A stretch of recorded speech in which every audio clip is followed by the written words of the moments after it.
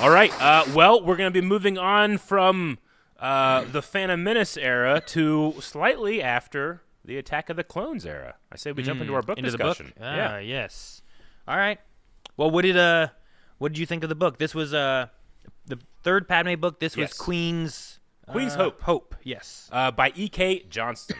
Now, this is the third in a trilogy, though the trilogy isn't necessarily chronological, right? Like, because we also had the Leia book, that comes later and stuff like that, like the same author and stuff. But sure. So yeah, this takes place directly after Attack of the Clones, and then also something that I read too is that like this author and Mike Chen, who did Brotherhood, made sure that because their things take place really close together, they fixed a little bit of detail so they'd work together well. Okay. I'm like, oh, that's interesting. This one should be relatively close to Brotherhood, which we covered that one already, and that was felt like a first Clone Wars adventure kind of thing. Yeah. And this is like just before Geonosis has happened. Yeah. But we haven't quite gone all the way into the Clone Wars yet, and it's a pending an impending doom kind of thing, right? So I want to talk about this book, but I feel like I'm also going to be talking about just like this trilogy as well, like this Padme and what it does for me and everything. Okay. But yeah, in terms of the book, I did kind of feel this almost the same exact way as I did the other two that we've had with Padme, in that I'm really enjoying what I'm reading. I'm really enjoying the world building and the relationships it's building for Padme and what is the Queen's Shadow and the Queen's Hope, the handmaidens. I think it's awesome. But I still hold that nothing really happens. Like, there's no, antagonists for these books. Like, there's not much of a plot for the books. I'm not saying, and thus it's bad. I just think it's interesting that, I've gotten to the third book now and I've accepted the format, Sure. But there's still parts of me that it's like, okay, I guess that's the end. That makes sense, I think it's, it's like, I don't know if I can say it exactly, because Revenge of the Sith had a book for it, and I think some of the movies have had books of the movies, right? Yeah. This is like tangent reading, it's like getting a better glimpse into Padme and other characters that are around the movies that I don't always get, because I agree with you. In preparing for this, I was also like, because we were going to talk about Padme more, and I was like, I want to watch more Padme. And I was like, what Padme is in the movies? And I watched a video that was meant to be all of Padme in the prequel trilogy. Sure. And the whole video was 21 minutes long. Yeah. And I was like, is that all that Padme's in there? And I'm like, it felt like most, if not all, of her scenes in this video that I was watching through. And I was like, it's crazy, because there's Anakin, Obi-Wan, there's fights, Padme's character isn't really while she is a fighter, she's not usually in the action scenes and the lightsaber fights, which that's kind of part of what really makes Star Wars. But she's in some real good scenes too. But I think most of it was her dialogue scenes. Not necessarily her and Panaka running through through Theed and blasting droids and trying to get to the throne room, But I think not having her in the movies as much, having these books too to really get into her mindset, and you get a little bit before the movies. Sure. Getting the idea in past books of why and how the handmaidens were brought in and that kind of stuff. Which I thought was really I think great. Is fascinating. My favorite part of this book, while I love the Padme stuff, I think my favorite part of this book is Sabe. Agreed. There's to the point where I got to the end of the book and I'm kind of like, are these Padme books? Or is this, because of who Sabe is, she is necessarily the most important character, secondary to Sabe? Sure, yeah. She is important, and Sabe wouldn't be where she's at without Padme being there. But I really enjoy the Sabe story through all of these, I think, and who she becomes and who she's trying to be and trying not to be. This book covers the last time Sabe, I believe so. I mean, maybe it's not, but I assume it's the last time Sabe pretends to be Padme Amidala. Sure. And her, I don't know, her journey and then acceptance as to what she wants to do in this book, it's kind of like a, I don't know, it's kind of like what was it? The first book, whenever we had the handmaidens kind of coming together. Yeah. And there's lots of times of them talking, and they're like doing hair, and they're talking about what's going on, trying to make plans and all this stuff. And then you get to this one, and there's so much of like Padme's like, I don't know if I should call them. I don't want to bother them. I have my own secrets. I can't tell anybody. Like, there's distance now. They've grown apart. Yeah. And this one here felt like, especially with Sabe and Padme, of like we're adults doing our own things now. We're not necessarily kids. And we might not be really get to see each other anymore. Yeah. And there's kind of like a weird sadness in there of being like you've grown apart, or you've had to grown up to where we don't get to like lay in bed and talk about boys or talk about, whatever world-ending stuff is going on, or whatever not world-ending stuff is going on. I agree. And I'm like, it's kind of sad. I very much value that. Because, this is also something that we'll get into, because later we're going to be doing our top 5 Padme moments, right? We'll get into this, is that I feel like Padme never gets a chance to act her age.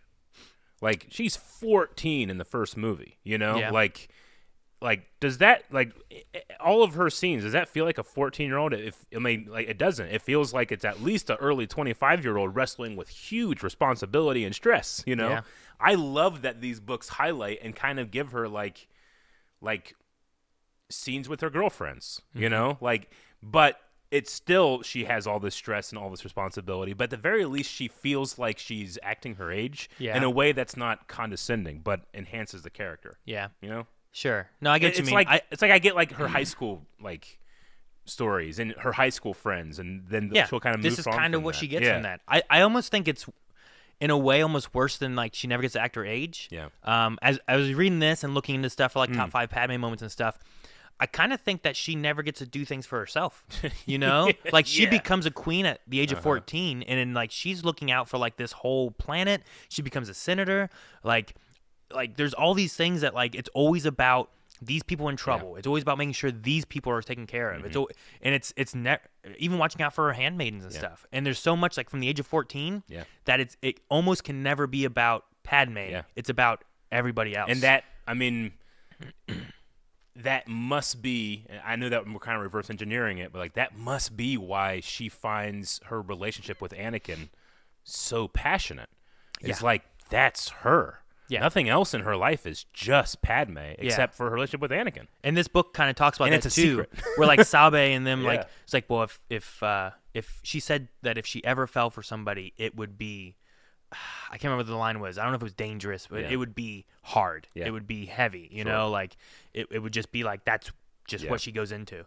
And like this book covers the wedding of Anakin and Padme, and like, I think it is one of the times that she, one if not the only time that she does something for herself. Where like I love this scene where, she was talking about, she wasn't talking about anything. She was all alone, getting her veil, which I think Yane did for her. And then she's putting on her dress, and she comes to the point of like, I have a bunch of buttons to do on this dress, and I can't. Like, how am I going to do this? I usually have someone help me do this, and how am I going to do it alone? But she gets to that point where she's thinking about Anakin, and she's like, I want to do this. I want to marry this guy.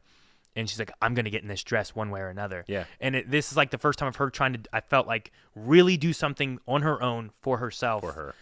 Because this is what she wants. And I just really like the scene of that. And like, I also, when rewatching some different things, I was like, I went to the wedding and watched what her veil and what her dress looked like. Yeah. And I was like, oh man. And when I was watching, I'm like, Yane made that. She made that veil up there. That's so cool, you know? Yeah, well, I mean, that's, again, the strength of generational Star Wars stories is that you now have two different ways of watching that scene. Yeah. So it was really, really cool to have that kind of moment there. But yeah, it's just, the whole book, I love the Sabe part. I love how much Padme's trying to question and debate on who she can tell this secret to, because she's used to not telling secrets to these handmaidens. Yep. And they also covered like the other handmaidens she brought in that are like, well, they don't need to look like you. Yeah. They don't need to do the same things that we had to do before. They need to be like actual handmaids. They just need to be what handmaids are supposed to be. And I was like, okay, that's interesting and makes sense too, because she has some in some of the movies that are not, it's not Sabe or Yane or Corday or any of them, because they had to move on. I also really enjoyed Sashay. Yeah. Sashay in the first book was the one who got caught trying to pass the like quilted messages that they had, and went through an actual torture scene. Yeah. And in this one, they really talk about like what she's doing and how she wears these scars. Like, she has 2 types of makeup that she does, and one like prominently shows the scars. Like, this is what I did for my world kind of thing. And I thought that was ultimate, like, hey, I understand your pain tool. Yeah, for her, to relate to somebody. I took this for people, and I understand what it's like. And her story was interesting, trying to help, because there's like the systems around Naboo, and there's like a contract they have where it's like, hey, if Naboo comes into trouble and needs help, you have to give them whatever they need. Yep. And she's like, well, that doesn't seem fair. Sure. And they're like, yeah, it doesn't sound fair either. So they came to kind of an agreement and solution to that. But the agreement they came to also sounded like it would benefit Palpatine in the long run later, which I was like, well, dang, man, that kind of sucks. Well, Palpatine said, like, you know, like, if it doesn't benefit him one way or the other, it'll go away. Yeah, sure. Which, having Palpatine in here was really cool, too. Yeah. It's always nice to see, like, little moments when he pops in and does stuff, too. Especially because I feel like in the first book, we would get Palpatine moments, but not from his point, not from Darth Sidious's point of view. And I remember saying, like, man, could you imagine if someone they found just this book, you know, and they were like, man, I don't know what's going to happen next in the Star Wars story, but that Palpatine seems like a good dude. On this one, you can't really do that anymore. No, they don't. I did like that he recognized that this is not Padme. Yeah, pretty quickly. Like, oh, okay. Whenever you were reading, like, Sabe's part, did you think he didn't recognize or didn't recognize? You think he was fooled? I don't think so. Because she, you know, it's revealed later that 100% yes, he knows. Nice to see you for the first time, yes, kind of thing. The way right? he said it, I was it's been just so like, long. He must immediately. No, he's the ultimate chameleon. And he lets her know immediately, Yeah. right? Because it's like, oh, well, okay. Yeah, it must be like a toddler, like in war for him, because it's like, this is what you do to hide from people. You use someone else. Yep. You don't know how to do it when it's just you. Yeah. Why don't you just be like me? But I also liked how much he was annoyed in dealing with her. Yeah. You know, so he didn't really get what he sounded like he didn't get what he wanted, which must be a scary thing to hear from Darth Sidious. There's a small mission that Anakin and Padme do, which I thought was interesting. Like before their wedding. Just before the wedding day. The It's wedding like, day. well, we were planning on a sunset wedding anyway, so let's get that done real quick before then, you know? Meanwhile, 3PO's like, freaking out about it. But I thought that was interesting. There was a little bit kind of tied to Newt Gunray being involved and the separatists forming and all that kind of stuff happening. But then there was like another mission that took trying to save like hostages and stuff. Yep. And it was taking clones with them. And I like that one. I thought that one was a fine Me like too. little story that they did. Yeah. But then there was like a secret like messenger guy who was a Nemodian. Yeah. And I don't something. Yeah, and I was like, I don't know, is this just a thing for this book, or is this something I should recognize from something like that? Because I didn't pick that out to be from anything. And then later on, Palpatine was like, oh, interesting. He's like, I have to kill that guy, you know? I love grumbly Palpatine. So, son of a bitch. So that there. Frickin'. Yeah, right? He's like Joe Pesci from Home Alone. Yeah. I love the idea. There's a Nemodian and a group of Nemodians that actually don't want to be doing this stuff. I mean, whether it's a matter of, you know, because they always talk about risk and reward, and they're doing stuff that's not high risk, not high reward, and, you know, so like their motivation still could be selfish, but to the point where like they're trying to please Padme and they're helping her in her secret mission. You know, I'm like, oh, that's so cool. I like the idea that it's not just.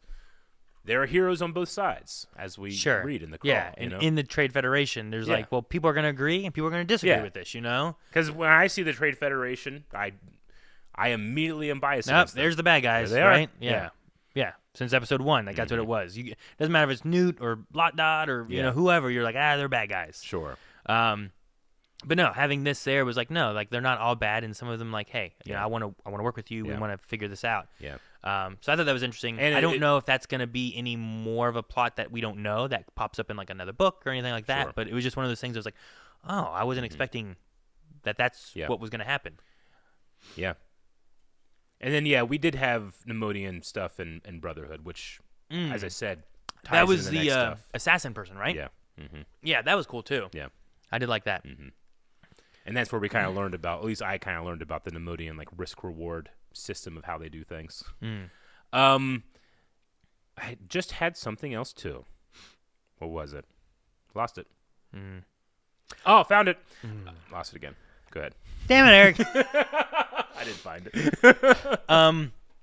I really we were talking about like Sabe Yeah. leaving, and like the last conversation they had I thought was really good. Like it builds upon like her learning the secret, because there's a time whenever Sabe's like in her room chilling, well, in Padme's room sleeping and stuff. Padme's a secret mission. They need to know that they have to make sure that she's not going to be missed from the Senate. Yep. Sabe comes in the first time too. They haven't done this in a long time. No. And I understand why. It's kind of screwed up that they do the impersonation thing while she's doing senatorial work. I think it's way more easy when it's queen work. Sure. Senatorial works, I think, is a little more iffy if that's okay or not. I guess so. It depends on how close they are and how much they would do the same things. But they talk about how difficult it is because there's not the makeup. There's not the makeup or the elaborate. Maybe the elaborate headdress or whatever it is that they wear. So it's like it's a lot trickier to try to like. Hopefully, I look enough like her that no one questions it. You know. But they. I'm gonna say maybe I'm also coloring it with like. Because we had we had an election in the U.S. where there was like conspiracy theories about like that's not him, it's a clone, yeah, or right. like that's not Trump, There's a stand. That's not Biden, it's a stand-in, and how people freak out about it. He's already dead. There's got to be some like Alex Jones like character in Star Wars being that's not Senator Amidala, that's this this other person. Look at the pictures, but they're right. Let's compare these.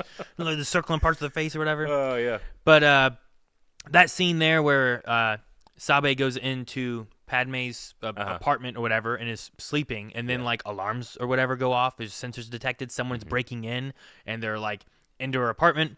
Then they're into her bedroom, and it's Anakin Skywalker. And I'm like, and he's like, "What are you doing here?" Oh, hey, what's up? And I'm like, man, how are you gonna explain away that you just snuck into a senator's? Yeah. Why? Why are you here? She's like, well, I'm currently in my PJs. He's like.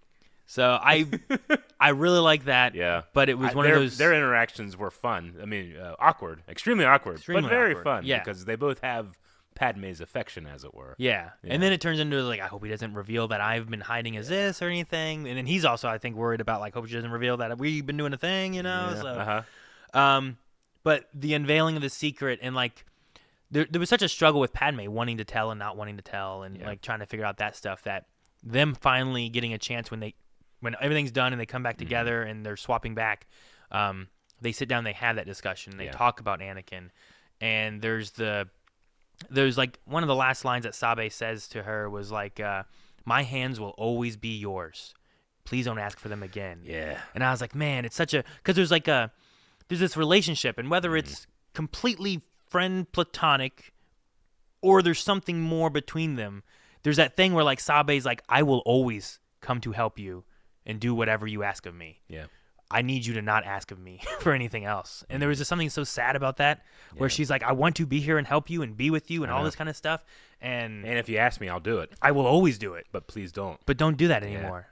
And it is like, it's that separation thing that we were talking about, where it's like, this feels like them, whether it's like a breakup or a growing apart or whatever it is, like they both have different things they're wanting to do. Yeah.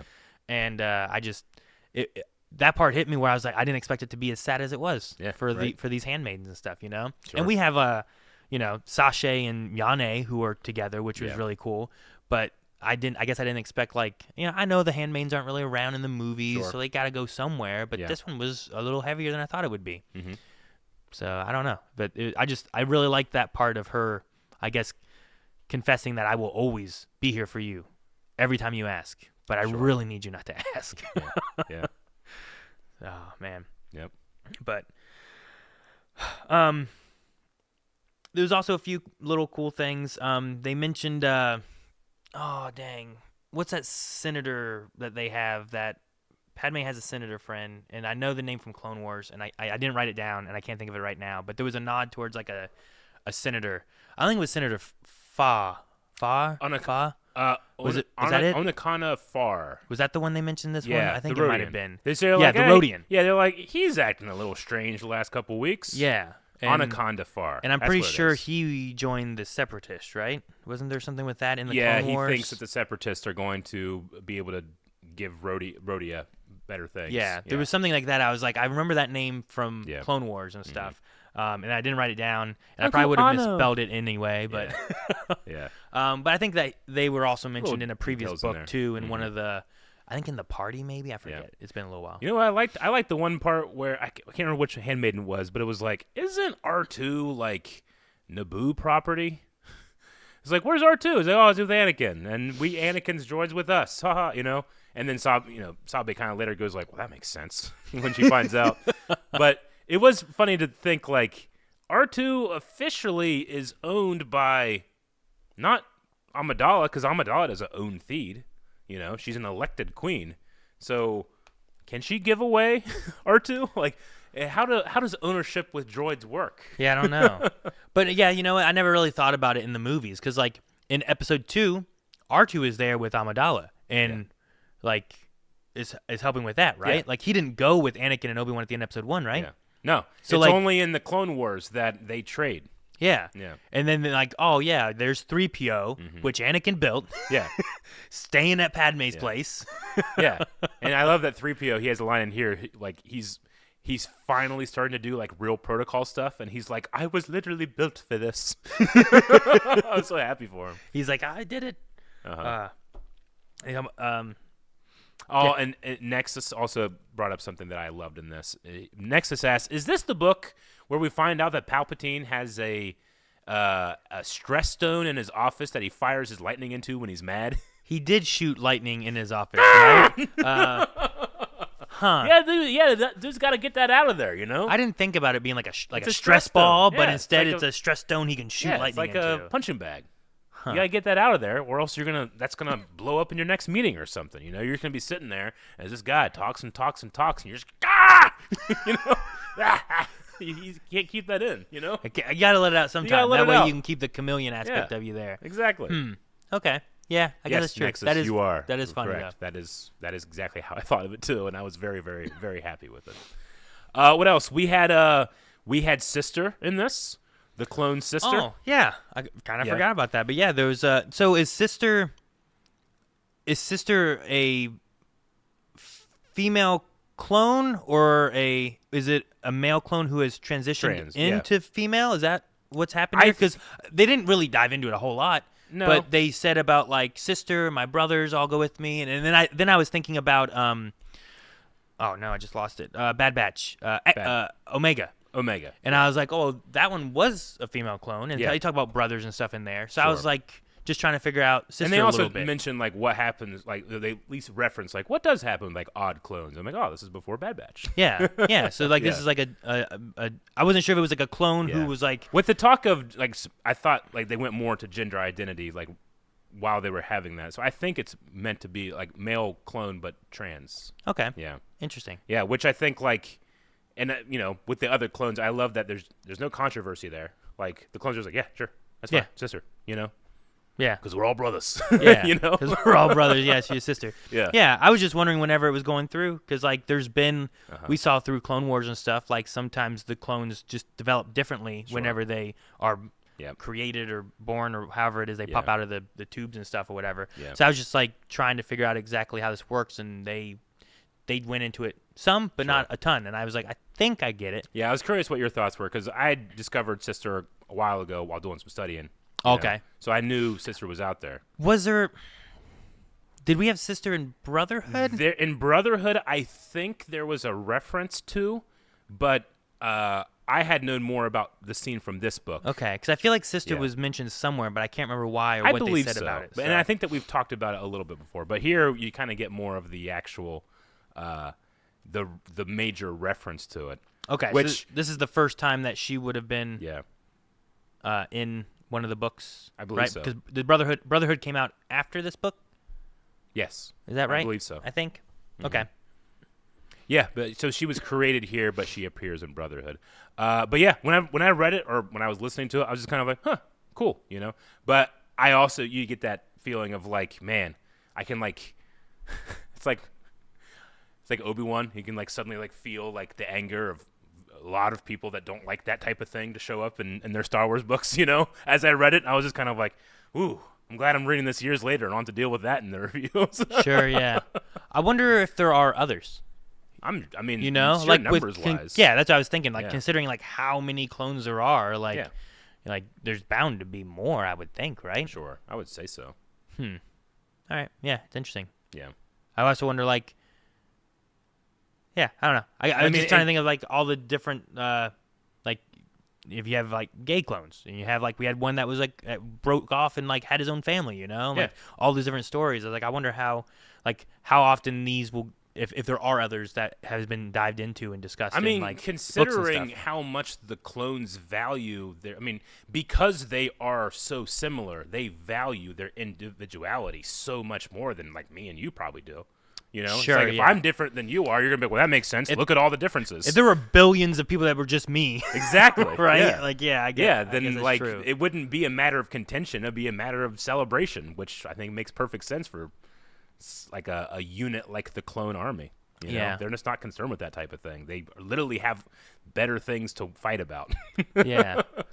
What was someone in chat, what was it that Anakin said? Anakin, he used trans, but it wasn't transgender. He used trans something else, didn't he? Yeah, I can't remember. I forgot about that until just now. I can't remember what the word was he used. Transcending, that's what it was. Thank you. The Jedi are all about transcending things. I don't think we can complain if you transcended gender. Yeah, Gotcha. that's what it was. That's what it was, yeah. Huh. Okay. No, yeah, I remember like them specifically pointing out gender. Okay. Yeah. I like the wording of that, and that's interesting. Yeah. And yeah, I think that is a Jedi way. Huh. All right. That's cool. And yeah, I now that I'm thinking about like the beginning of our conversation today, it's like, well, if you're upset that happened, has that happened in more than 3 cultures? Well, we can put it in there. Yeah, right? Yeah, for sure. No, Gregory's too, like, imagine, like, being, like, you know how they all have their own name? Yeah. Imagine being another transcending gender clone and being like, oh, I want to go by sister. It's like, that taken. Already taken. What? Damn, okay, and I got to think. What's it going to be? Sister, like on the Nickelodeon show. So, or okay. Was that Disney? I can't remember. That was Disney, That was Disney. Yeah. Yeah. No, I can't. all right, that's cool. No, and like I forgot about that quote, and then whenever they said about creating the word transgender, I was like, oh yeah, I remember now. Yeah. I forgot Anakin said something about that. I don't know why. I know why. I'm dumb. Whenever like Anakin was like sister, Kat Tabor. I love Kat Tabor. She did the audiobook. So the whole thing that I have about like there's no real plot in this, like it doesn't work when I'm listening to the audiobook because it just sounds like Padme's telling me stuff. Yeah. It's like Padme's reading her own Wikipedia entry to me, is what it feels like. I love having like voice actors from Clone Wars doing the voices of the like reading these books. Like if it's like having to be Anakin or having to be Padme or any of that, I love having them do it. Yeah. But so but I also love that means that we get Kat Tabor's Yoda.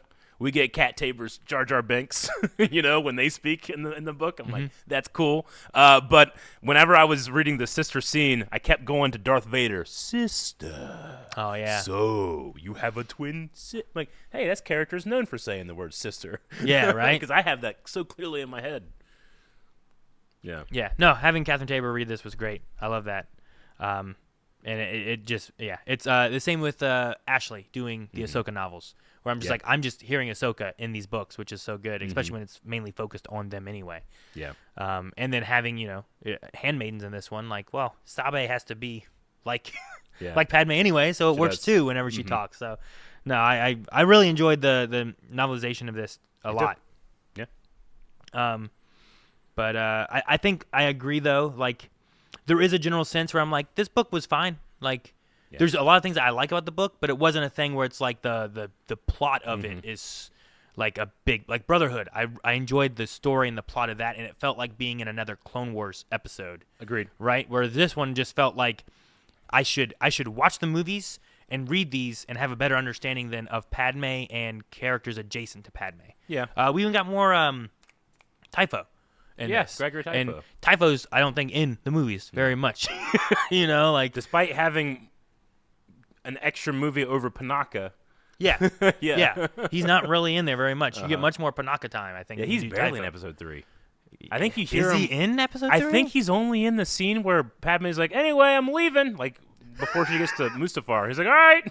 I feel like that's all you see of Typho. All right, huh? Yeah. But yeah, in the second movie, he's there a little bit in the beginning, Yeah. and then he kind of just disappears Yeah. because Anakin takes her, and they're Sure. wherever they're going. But yeah, I do like getting a little bit more Typho and getting more of like that, all the people of Naboo and like how they're connected and what they're doing and the wives and all that kind of stuff too. I really enjoy that. Agreed. So I think all of that, if you want like more Padme in general, like make sure you watch the movies. But I don't think reading these books alone, like sometimes I think you can just read some of these books and you're just good. If you never watched Star Wars and you read like the Brotherhood book, I think it probably works okay. Same. But sometimes I think like these books here, like you probably need the movie knowledge for Agreed. it to really work because you don't get the full, even in the occupation of Naboo. Like I don't feel like you get the full story of the occupation of Naboo from the book, but I think you get a lot of extra stuff to tie in with the movie that you didn't know before. What a perfect example of what a living mythology is, because you can't appreciate the book unless you've seen the movie. But once you've read the book, you can now go see the movie and appreciate it more. Yeah. It's so circular in that regard. I never read it, but I remember you talking about after reading Plagueis, watching episode 1 Big felt changes, different. Yeah. And a little less so now that it's not necessarily canon. Sure, yeah. But I still think of those moments. Yeah. But I think this does the same thing for Padme throughout the prequel trilogy that she's in. Yeah. So. And while, like, if someone came up to me and it's like, I didn't really like those books, I don't like the format or the way they were writing, I'd be like, one, like, I get you. I kind of felt the same way. Two, they are junior novels. Like, these are officially young adult novels, these ones. So I think they're trying not to be as challenging. But two, and I don't mean for this to sound negative, but like I said it a little bit ago, it was like having Padme read me her Wikipedia entry, which it could sound negative, but as a person that enjoys to read Wikipedia entries in my free time for funsies, this was a great experience. I think a better comparison instead of Wikipedia is that we got to read Padme's diary. You know what I mean? Like we got to read like, okay, what did she write about after she married Anakin? Yeah. What were her thoughts before then? I agree with your analogy. I only said the Wikipedia just because like I often will go and like I'm learning facts about characters I don't otherwise know about. Yeah. But not necessarily in a narrative. Sure. You know? Yeah. So, but I get you. I think the journal's probably more apt. The diary or journal thing I think works well because of that. Like you might not be getting every detail, but you're getting a general sense of how they felt and like what they thought about. But then you go to the movie and you get to watch what happened. Yeah. And then you read this and you get to like get in their head more. It's one of my favorite things about like in Brotherhood. Like I thought they did a great job describing when a Jedi was using the Force and how exhausted it made them and what it felt like to do a big jump or to do whatever it is, where like you don't get that in the movies. And sometimes you're just like, why that Jedi die? Sure. You know? It's like because they get tired too, you know? And with that being, I think Brotherhood was our first Badonkagonk book, right? Was it the first Badonka? It was one of them. It was early on. We also had High Republic that we did. It was either Light of the Jedi or Brotherhood. I think Light of the Jedi might have been first, and I think Brotherhood was the first not High Republic book we did. Right? I think it was, and then we did Light of the Jedi. But okay, maybe we I do remember it being like you really responded to the feelings of the Force, like written. And I remember being like, "That's in a lot of them, but this is one of your first ones." Yeah. So that makes sense, you know. Yeah. Yeah. Fun books. Would recommend for anybody that wants to learn more about Padme. Yeah, and her handmaidens. Especially her handmaidens. Yeah. I think the first book does a great job of introducing you to the handmaidens, and then the rest of the books do a good job of, especially Sabe's story, which I kind of hope like maybe we get more of her at some point because she was, I think, my favorite character through the books, minus Padme. Sure. Of course, I loved Padme, but I've loved her since the movies. You know. Yeah, I mean, if we can tease anything for the future, and for you guys, again, make sure you're coming along with us as we catch up, because a lot of people out there don't know any of the expanded stuff. We'll catch up with Sabe somewhere else in a different medium, and from my understanding, it's good that we've read these books first. Okay. Yeah. No, that sounds cool then. Yeah. Yeah. I hope she shows up in the cartoons. In the cartoons.